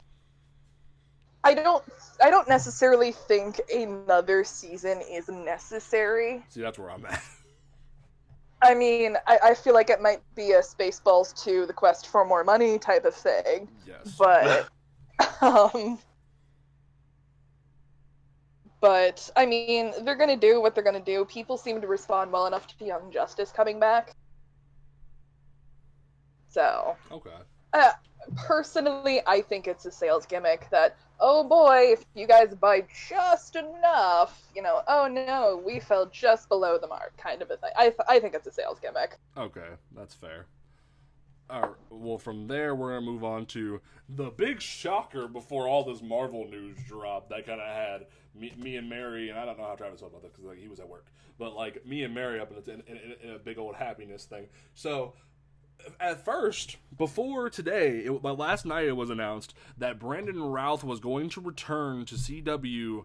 Like, yeah, for Christ on Infinite Earths, he'll probably make a thing as the Atom, but also he's going to be making his return to his role as Superman. But you could say Superman returns. But I wasn't gonna do it. I'm glad she did. But the other, the announcement that came today while at a panel, Brandon Routh opened his button-up shirt to reveal that he ain't playing his movie version. He's playing Kingdom Come Superman. Holy crap. Like, for anybody who doesn't know, Kingdom Come was a story written by Mark Waid where it told the story of a far-off future Justice League where Superman's older, everyone's older, like, there's a new generation of heroes that, like, are out of line. It was sort of like Mark Waid's thing of, like, yelling at the Image guys, like, stop being edgy.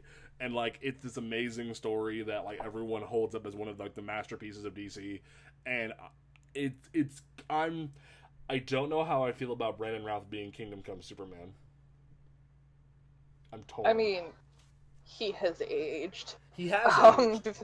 That's how time works, James. Yes, but like, you know who it would have been a like. Well, if they're putting him opposite Taylor Hoechlin because he is also going to play Superman. Yes. So unless they're going to try and do the whole Taylor Hoechlin ages into Brandon Routh, but I think that the multiverse is going to go the way that it does in the comics, where just because you are the same person doesn't mean you necessarily look like that person. Okay. I just like, what would have been better for me would have been Tom Welling as Kingdom Come Superman, because he's more built to be Kingdom Come Superman, in my opinion. He looks like what I envision Kingdom Come Superman being, the older, the grayer type of hero, versus with Brandon Routh, that man is not as bulky as he used to be, if you catch my drift. But Brandon Routh, he was movie Superman. Fair. And unfortunately for Tom Welling, movie Supermen have it up on him. Fair. Just like, he looks so much. And more he's like... already, Brandon's already got a contract with the CW, so it's fair. probably easier to staple on an extra page. Yeah. Okay. Travis, how do you feel about this? Because you were busy today, so you didn't see this until like just now. I'm indifferent because like I want Kingdom Come Superman. I do. I wanted to see him on screen, but they had to take the guy who was opposing Kevin Spacey's Lex Luthor, and I'm a little salty about that. I'm a little salty about that. But I don't know. I think it should be pretty good. Personally, like as a fan cast, I kind of hope the guy who played Lois and Clark, he was Kara's dad originally in the first part of the show. Dean Cain. Yeah. He would be a pretty good Kingdom Come Superman because he was already kind of a dick in the show. Wait, hold on, Mary. Why'd you say, oh God? In the first crossover with the CW, the very first one when they fought the Dominators. Mm-hmm. Yeah. There's a joke at the end because it's where Kara meets the rest of them for the first time. She was talking to Ray and Felicity. And after Kara walks away, Ray says, she kind of looks like my cousin. And it's a ha ha ha ha, he was Superman, but what if? What if that leads into this? No. That would be. It's not a what if. It's like, anymore. The whole time Ray Palmer was secretly a mind-controlled Superman. Like, that would be weird. It's a joke. But the problem with Dean Cain is that he stuck his foot in his mouth, and the CW went, goodbye, we will not be calling you back. Yes. Yeah, like I said, that's his fault. He like Mel Gibson himself. Yes. Yeah. So, and like, we can't even do a Kevin Spacey versus what's the new Lex Luthor thing. So that's out of the book too. I mean, Kevin Spacey he can rot in jail. Yes, but that's a topic for a different day. Yes. So from there, and the other announcement that was announced with this announcement for Crisis on Infinite Earths, the ultimate cameo is that. Oh my God. Ultimate cameo. I'll let you say it. Fucking Ward is coming back. I try not to swear, I really do. But Burt Ward, the original Robin, played opposite of Adam West, will be playing a role in Crisis on Infinite Earth. We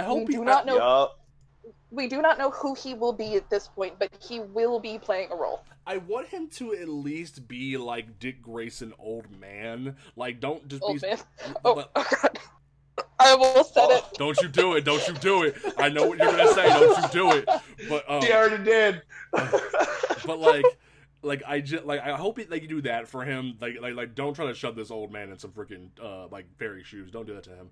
But like don't put him in a leotard. But like just give him a thing where he gets to be like adult Dick Grayson giving like words of wisdom to the team or something like that. Like that would be nice, especially with Adam gone. Yeah. Due to his age, they might just have him in a nod and a wink role. Kind of like how Terry Hatcher was Rhea in Supergirl, as opposed to, being an older, something like that. I think maybe they're going to put him in like a nod and a wink role. Well, Mary, you had a request now that Burt Ward's here. You had a request for someone to come onto the show. I mean, bring Linda Carter back, make her queen of, just have her be older Diana, queen of the Amazons. Like, I don't care. I mean, Linda Carter's still a very attractive woman. If you put her in the Wonder Woman costume, I would be fine. Like, yeah, okay. I mean, she's already been on Supergirl, so I mean, like, maybe if she's not busy. Like, then again, go ahead. It's just DC never forgets, and it's not just like old CW shit. No, DC is constantly bringing people back. Yes, and I love them for it. Travis, what did you think about the Burt Ward announcement? Honestly, when I read it in the agenda, it was hard not to fucking like scream into the microphone. Yes! Yeah, I'm fucking pumped for this. I'm sorry, but it's Burt Ward. Like, this ain't just the dog food no more. And I'm really, like, personally, I kind of hope I hope he drops at least one cheesy, like, Jumpin' G. Willikers Supergirl or something like that. But that's just me. I wish, because Lee Merriweather and Julie Newmar are both also still alive, but they are well into their 80s. As much as I would love them to come back, I don't know if they will. I mean, Julie Newmar came back for the Adam West animated movie, so like you could probably give her some money and let her come on the set for a minute. But no, this is the good. Sorry, I'm still looking at my Twitter feed and everyone's going nuts about female Thor. And they also announced that Valkyrie is confirmed to be LGBTQ for the movie. And she'll be looking for a Queen of Asgard, so yay. That's fun. I'll believe it when I see it. Okay. So there's that. The other piece of CW news that we got, not during Comic-Con, but a little bit before Comic-Con, was Supergirl's If you notice, that's going to be after Birds of Prey. What? Valkyrie officially being confirmed on screen. You're right. You are totally right. But yeah, Supergirl's new costume was shown, and then we got the trailer tonight for season 5 of Supergirl. I kind of like the new 52 homage with the costume, but like I don't really watch Supergirl all that much. I kind of fell off after season 2, especially because I was getting annoyed with super tall black James Olsen. Like I don't care as much, but like yay, new costume. He's leaving the show. I thought he's leaving the show. Mm-hmm. Well, that's tragic. I feel so horrible for like real life Kara having to like put her hair in bangs and make it look all pretty every time she gets in that suit, because especially after like put that whole dang, like especially when it's hot, that girl having to wear that leather like all the damn time and that whole suit. Like at least back in the day she had the skirt. Now she has to put on that whole dang costume all the time. She gonna be dying. Like no, that's too much. I mean, like, the biggest thing with the costume is that they added pants. I'm not about to turn this into oh my god, Wonder Woman got pants, let's plaster it all over CNN all over again like they did. They did that? So mad about that. Oh yeah, when Wonder Woman got her black leather pants and the black leather jacket, it was all over the news. Dear Lord. That Wonder Woman was getting pants for the first time. So I'm not about to turn this into that. Because I'm still mad about that. This was years and years ago. And then I remember the kerfluffle on the news when Wonder Woman got a haircut. So. Oh, so apparently Elizabeth Olsen is going to be making an appearance in Doctor Strange Multiverse of Madness. Good. Give me actual Wanda. No. If they give if they give me actual Wanda, I will shut up. Like this current. Now, granted, her moment in Endgame was freaking. Wait, no, that's not real. That's not real. That's not real. Please don't be real. Please don't be real. I'll cry. I'll cry. I just saw a Blade logo and I think it's fake. I've seen some people throwing out some fake logos. Okay, I almost just got super triggered. I saw a Blade logo. Okay, no, they're done. That was false. Okay, cool. They're done. They're done for now. They only announced a few movies and some TV shows. Okay, cool. I can calm down now because I saw a Blade logo and I almost shit my pants. Cool. I can breathe now. All right. So, Mary, continue on how you feel about the suit. I mean, they're pants. Like, It's pants. That's how I feel about the suit. I mean, it's not a bad costume. It's really no different than the ones that she has. I mean, they're pants. I don't really know what else to say about it.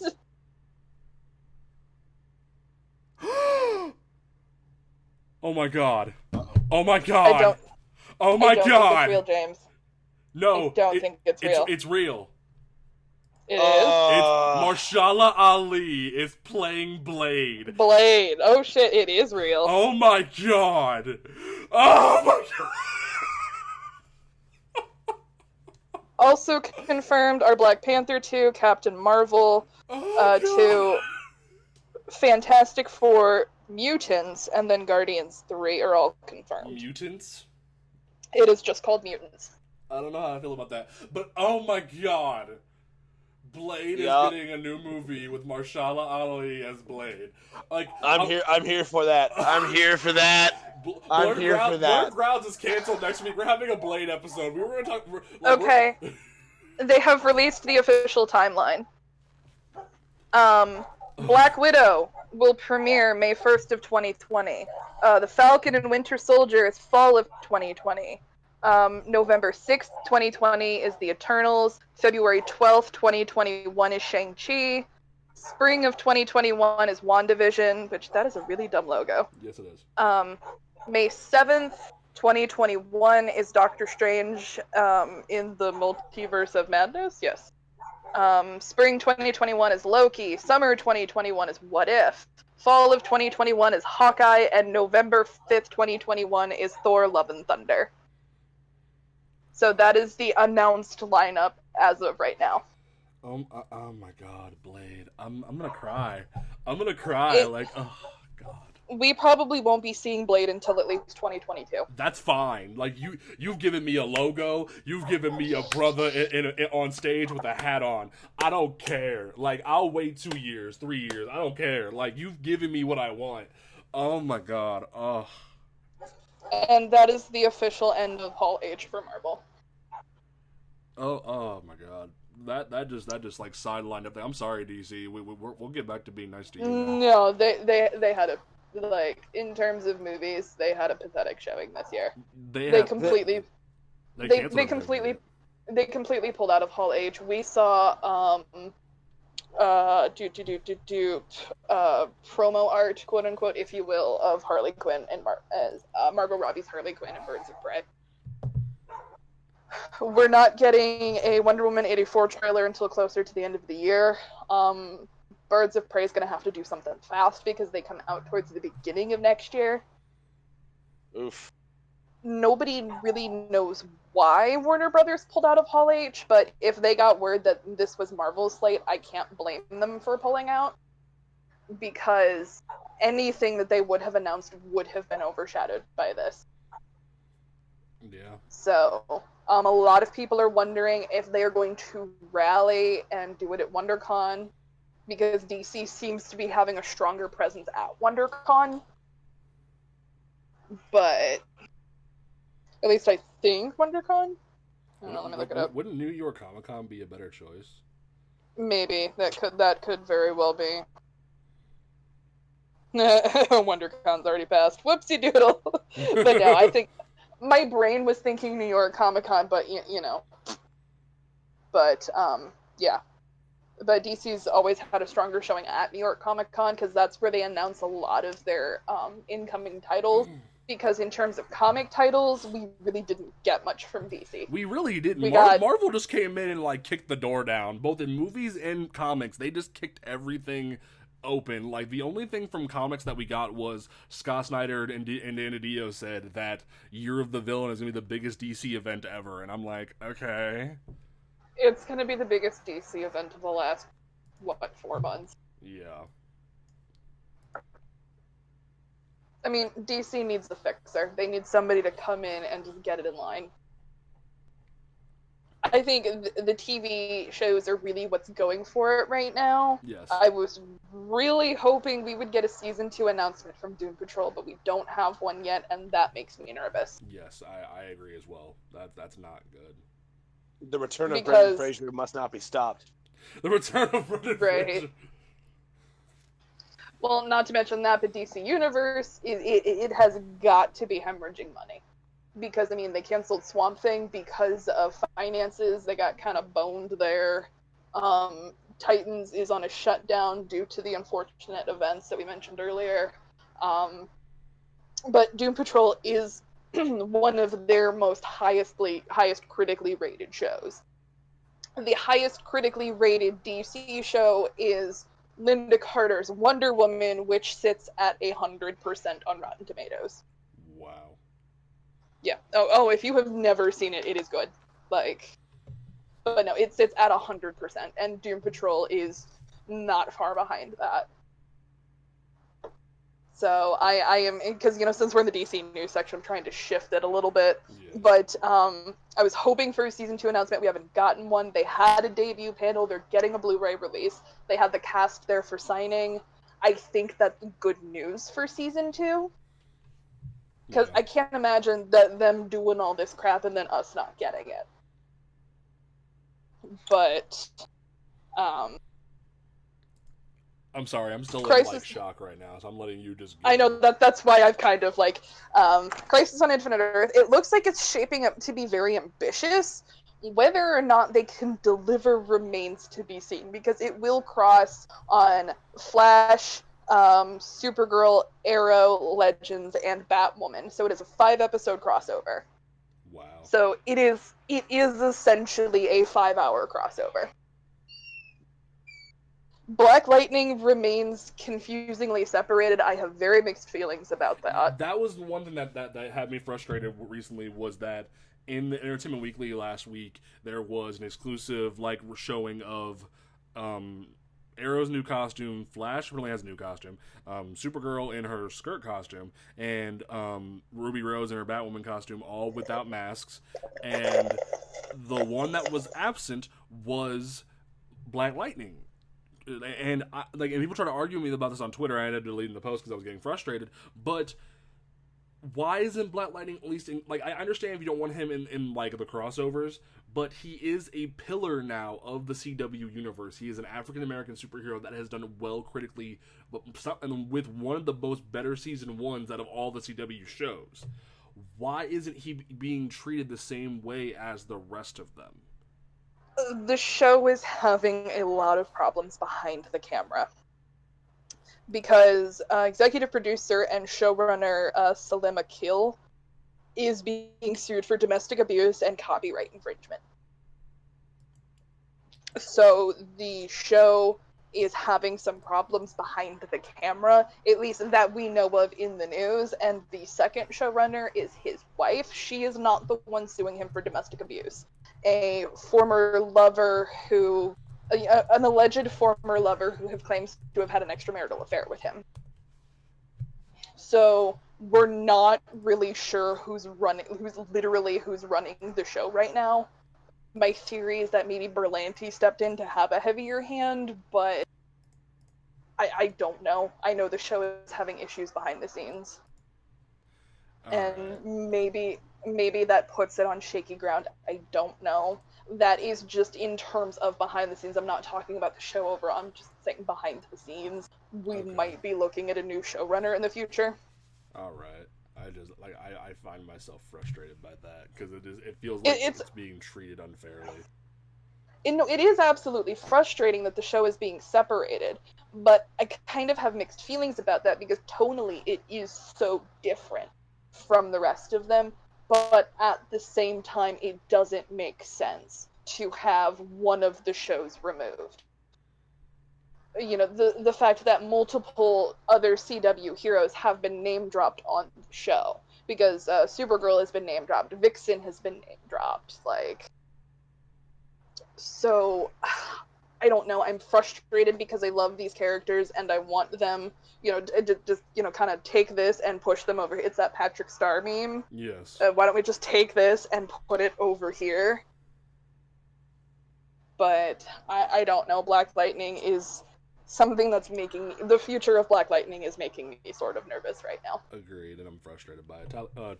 Travis, what do you think about this?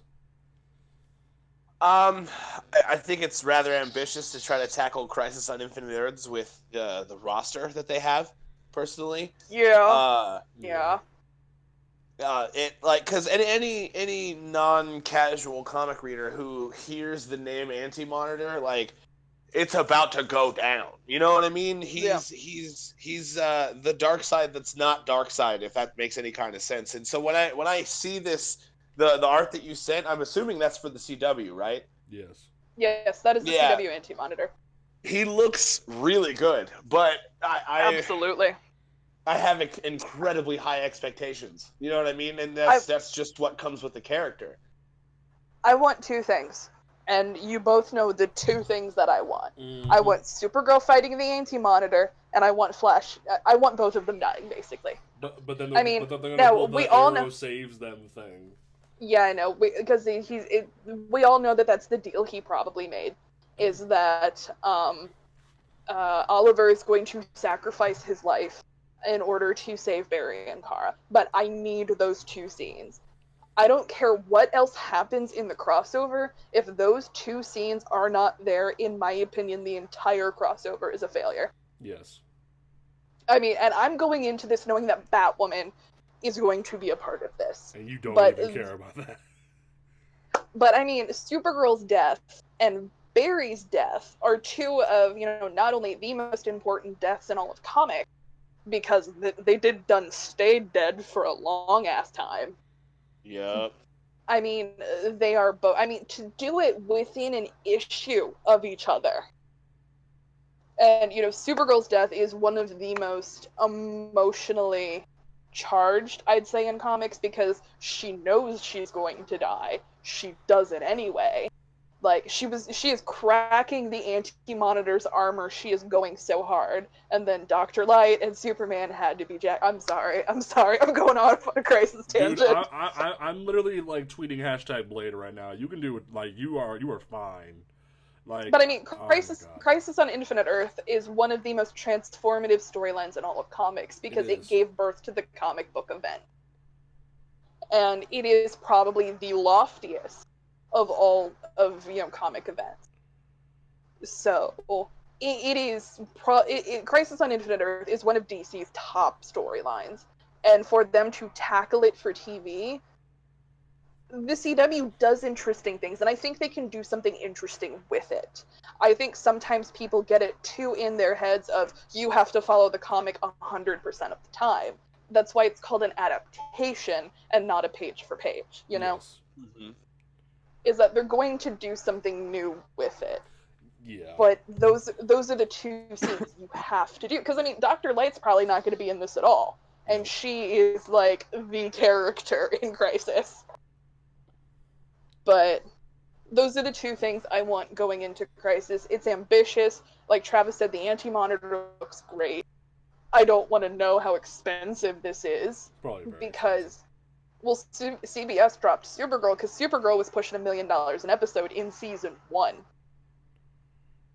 So I don't want to know how much money's going on. Like, but it's ambitious. Greg Berlanti has big plans. He's doing all of DC TV right now. Even Titans, Doom Patrol, Swamp Thing, that all falls under the Berlanti name. So I'm interested. I'm rambling. I just shotgunned an energy drink. Wow. Proud of you. Changed your name to Kyle. Yeah. I didn't actually shotgun. I didn't, poke a hole in the side, crack it. The last time I did that in college, I cut my lip. But that is a story for another time. Travis, what do you think about Crisis? A bitch is rambling. Travis, why don't we move on to the next topic? Yep. So I'm gonna skip the imprint conversation until next week because we are almost hitting the top of the hour here. We're almost an hour too. So the other thing, if we mention Birds of Prey that came out this past week, right before Comic-Con was announced, Birds of Prey is getting a new comic book. Barbara Gordon's nowhere to be seen. Brian Azzarello is writing it, and Harley Quinn is in the team. So, Mary, how do you feel about it? I'll stop you right there. I'm gonna say it right first. I think it's really funny that because Cassandra Cain's on the Not Outsiders, that she can't be a part of the movie tie-in book. I think here's the thing. I would take it as is. I would take Canary, Huntress, and Harley Quinn. I would take it as is if Brian Azzarello was not writing it. He cannot, and this is where I'm gonna pull out my woman card. I'm just gonna yank it out of my bra and wave it around. He cannot be trusted with female characters. I have never liked him writing women in the first place, but after the New 52 and the ridiculous nature of the Amazons, he literally turned them into date raping baby murderers. That the Amazons would go out onto this ship, they would have these ridiculous orgies with sailors, kill them, and go back to Themyscira, and if any of them were pregnant, woohoo, but the male children, they would just toss into the ocean. This was Brian Azzarello's notion of the Amazons. Yeah. I mean, Greg Rucka came in with a push broom and just went, nope. nope.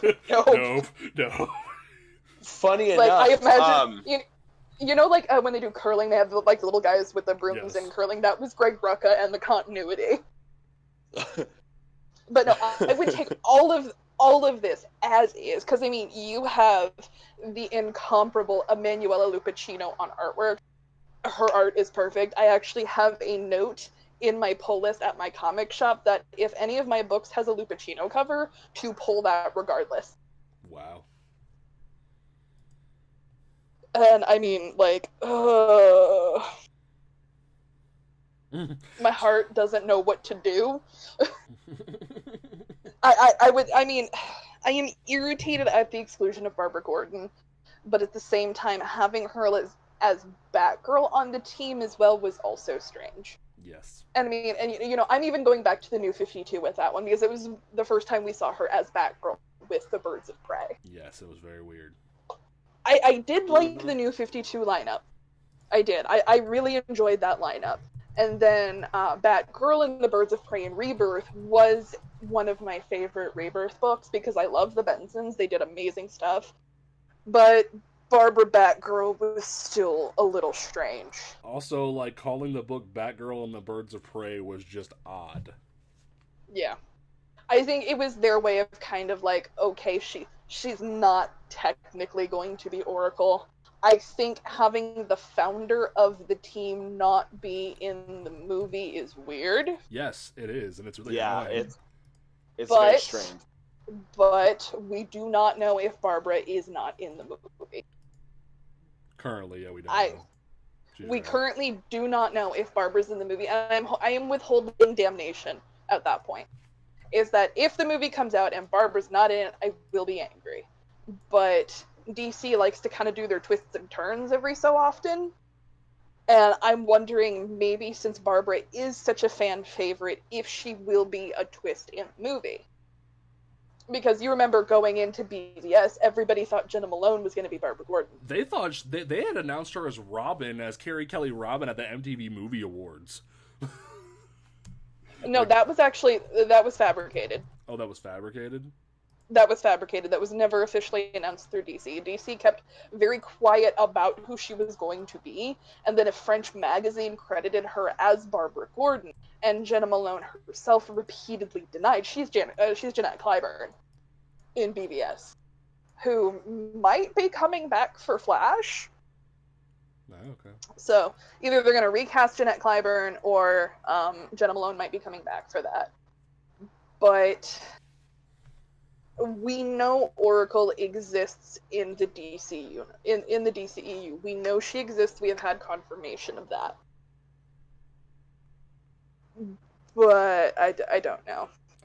I mean, the confirmation of Oracle's existence was in Batman vs Superman. Somebody somebody zoomed into one of the computers that Bruce is looking at, and he was on the Oracle network. Yes, he was. And whether or not that's one of those Snyder things that they're going to try and drop kick out of there, we don't know. But I am withholding damnation of the film until I see it. That's fair. Honestly, the book cover, this the book can can kiss my ass. It can die. Like I see no purpose to it. You're not like it's obviously a movie cash grab. You had the Benson sisters on a Birds of Prey book. You knew this movie was slated, and you chose not to keep that book. That's where you already effed up. Like, you could have relaunched it as just the Birds of Prey and kept the Benson sisters on it and let it keep going, but you chose not to. That was your mistake. I'll pull it off the wall, but I'm not going to pre-order it. That's kind of where I'm at right now. Because Okay. I'll pull the Lupacino covers off the wall, but I'm not going to pre-order it. Because pre-ordering a single issue is how you support a book. Okay. Travis, how do you feel about those? I'm kind of mixed, to be honest with you, because I always go back into the Google search for who we're talking about to kind of refresh my memory. And do you remember we were talking about my favorite Joker book where he's just sick and twisted? Yes. It was actually Joker's. It was Joker by Brian Azzarello. I just Yeah. So, seeing him with he objectively is not a bad writer. I just don't like it when he writes women. Well, and I get what you're saying, especially when it comes to that Joker book specifically, because when Joker's gone, Harley is immediately just brought down to be a stripper, and she wasn't she wasn't her right hand or Joker's right hand man. So I'm interested to see what happens here in Birds of Prey. He's being that he's not good with women based on what Mary had said. It's interesting to see how he'll handle a book of mainly women. Brian Azzarello is writing the books, so the Bat Bros will buy it. Yeah. The casual comic shop Bat Bros. You guys know the kind of fans I'm talking about. Yes. Yeah, I know, but he's capable of such deep, dark things that's not necessary. Yeah. You know, there was a rumor that he was going to be writing a Suicide Squad book when Heroes in Crisis ended, and we haven't even seen that. So to see him write a Birds of Prey book, I'm just like, I don't know, and I'm not okay with this. So yeah, that's where I'm gonna leave my thoughts on that. I'm not okay with this, and I've never read what he did with the Amazon, so I'm gonna take Mary's word for it and just be like, no. Just don't waste your time with that. I mean, Cliff Chang is amazing. I love his artwork, but do not waste your time with it. That sounds so metal, though. Like, I kind of have to. It's not written metal, though. It's just gross. It's gross. Oh. All right. That's depressing. Well, from there, this is where Mary gets to gush for a hot minute because Wonder Woman! Wonder Woman Bloodlines, the animated movie, was announced to be coming through with Rosario Dawson returning from the New 52 movies to voice Diana. And that was the big highlight.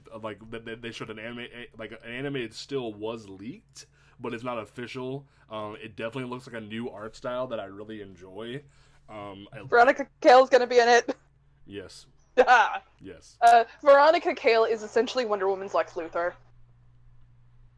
So, yay. Dr. Cyber is gonna be in it, and a Candy. Cree Summer is voicing Hippolyta. Oh, God. Yeah, Cree Summer is voicing Hippolyta.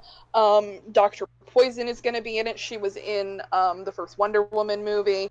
So there is a great cast. A great lineup. Kimberly Brooks is going to be Cheetah. She was. Ooh, I love all these black women we got up in this movie. I'm feeling this. they're gonna have. It looks like it's gonna be very heavily based off of Greg Rucka because we have Ferdinand, who is a Minotaur, Ooh. which is going to be voiced by Star Trek fans are gonna love this. Michael Dorn is voicing Ferdinand. Yes. So this is gonna be great. I'm excited now. Yeah. So it looks like it's going to be a great lineup. It looks very Rucka-y, and if you know anything about me, it's, I love Rucka. Travis, are we discussing over here, or are you catching any of this? I understand your guys' gushing, and I'm also rather excited. Sci-fi doing an animated movie is more so what I'm excited about more than the cast, to be completely honest with you, because it's gonna be awesome. Like, the animations are gonna be on point. They're not gonna waste the money on anything that they don't think is gonna be actually like decent for us to view. It's not gonna be trash New 52. Right. It's not gonna be what they tried to give us after they canceled Young Justice and then brought it back. It's gonna be this. Oh, it's gonna be wonderful. I'm excited to see some Amazonian carnage. This is gonna be great. I'm excited. Oh yeah. This is Rosario Dawson's sixth time out as Wonder Woman. Wow, there's been that many 52 movies. Well, after hearing us gush about that, we have a couple more things to wrap up here. Mary, you had told me there was mixed opinions about the screening for Batwoman. Why don't we talk about that? Before she goes, Thomas Elliott Hush is going to be in Batwoman. Okay, go. Hush is going to be in Batwoman, Travis. I will watch anyway, but I'm more excited now. No, there have been mixed reactions to the screening of the Batwoman pilot at San Diego. The book, oh my god. The show has drawn controversy by its very nature anyway. You have some casual fans who think they made Batman a girl. Oh god. What? Oh god. Yeah, there How are is it certain that bad? not the comic illiterate casual fans, the cartoons, the movies, that kind of thing, that they're not well versed in the comics. So I have seen some reaction that, they just made Batman a girl to be woke, kind of a thing. Oh god. Oh my god. Fam, that hurts. Kate Kane will wreck your face. Are you crazy? Oh my god. She was in more. There is pushback that, obviously, because the character is gay, there's been pushback for that. These are not the only reasons for the pushback. I'm just kind of throwing reasons out why there has been pushback. What we've seen of the pilot, it does seemingly look low budget, because pilots typically are low budget. It is a first season. It will have a first season budget. I'm expecting it to be a little cringy because the CW was a little cringy. Oh yeah. Like, I mean, The Flash is a soap opera with superpowers. Legends is a continuing acid trip that I love. If anyone has seen the first season of Arrow, oh my god. Yeah. So it's gonna have a first season budget. Yes. It's gonna have a first season script. It's gonna be super gay, because the CW leans in hard to that. Granted, I am not saying that is a bad thing. Not at all am I saying that's a bad thing. No, not at all. But the audience might not. It might be too gay. For the casuals that don't appreciate that good stuff. For the straight people is what I'm arguing. Is that, there is a not comic literate audience that watches these shows. There's a certain level of, God, I'm just like, I am already waist deep in boiling water here. I'm afraid if it's too gay, straight people won't watch it. There we go. That's just how I'm gonna put it. Okay, and I agree with her. I agree with her. But I have seen some reactions. I have seen some people saying they absolutely love it. I have seen some people say that it's too cringy, it's too woke, it's too political, blah blah blah blah blah. Get over too woke fam. And it's too political. Oh my god. Because in early synopses for the thing, we've seen that Kate Kane is, all about social justice, because in the comics she is. we will see what happens. I'm expecting it to be cringy because the CW is cringy. Yes. Personally, I'm just excited that I get to see Batwoman punch people. That's good enough. And the only other critique I have seen is that the plot of the pilot is weak, that Alice is sort of a lackluster villain. That is disappointing for me to hear because Alice is the villain of the Ultimate Batwoman story, which is Batwoman Elegy by Greg Rucka. Yes. So we'll see what happens with that. I'm waiting. Honestly, we all know the pilot's going to get leaked because Flash pilot was leaked, Supergirl pilot was leaked, Legends pilot was leaked, Gotham pilot was leaked. Somebody's going to leak it. Yeah, probably. So, Travis, how you feel about these thoughts and reactions from idiot people? These reactions are stupid, to say the very least. Just because, like, oh, it's too woke and it's too political. She's a gay veteran who is a literal social justice warrior. Literally. In and out of the bat suit. Yes. You're watching the wrong show. Like, if you're not on board, like, hop off the train, fam. Like I know, like, there was people, like, saying, oh, she thinks that she can do better than Batman. I'm like, shut up. Like, fam, Batwoman has been here since, like, I'm blanking. When did 52 come out? 52, 2006. 2006. She's been here for, like, almost 20 years. Get over it.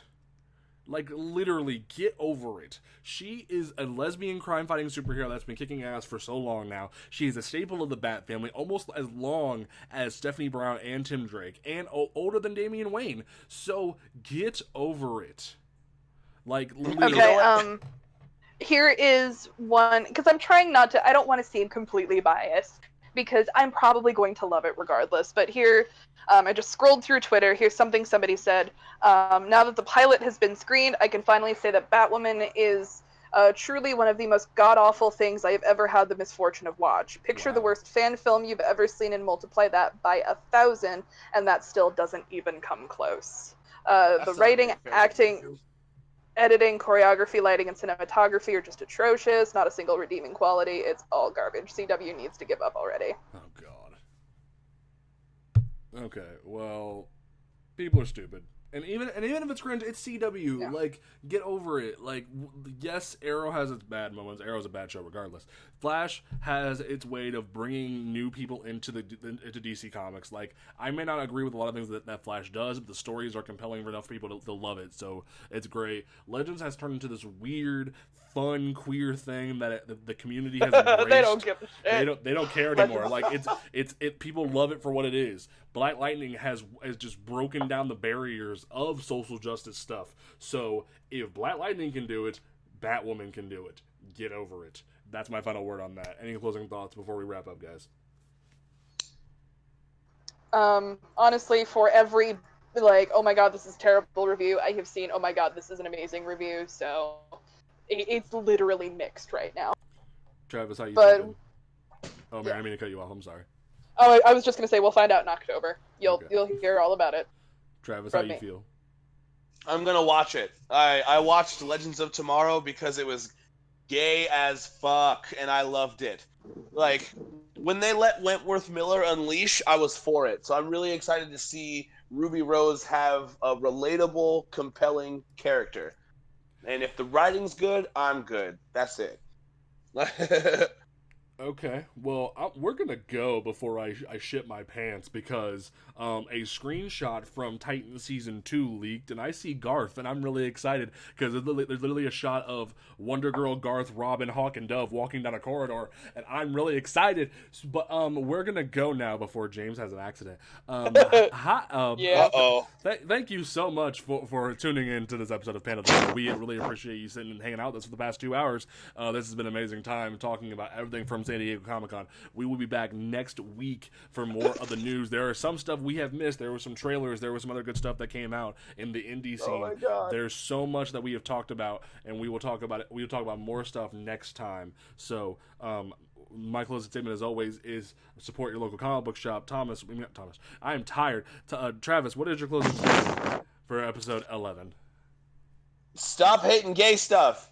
It's love. I was that's awesome. Mary, what's your closing statement? This episode was an organizational nightmare, but I had so much fun. This is Right. one of our favorite, one of my favorite episodes we've done. This has been amazing. We will catch you guys next time. Don't forget to follow us on Twitter at wrong podcast, PTP_podcast. Don't forget to follow the website On Comics Ground at On Comics Ground on Twitter and Instagram, and like us on Facebook at facebook.com/On Comics Ground. Don't forget to look at our website every weekday for all of our newest reviews and op-eds about the comic industry. And we're getting our new stuff back on board, so get ready to see news coming out of the website once again. We will catch you guys next time. Peace out.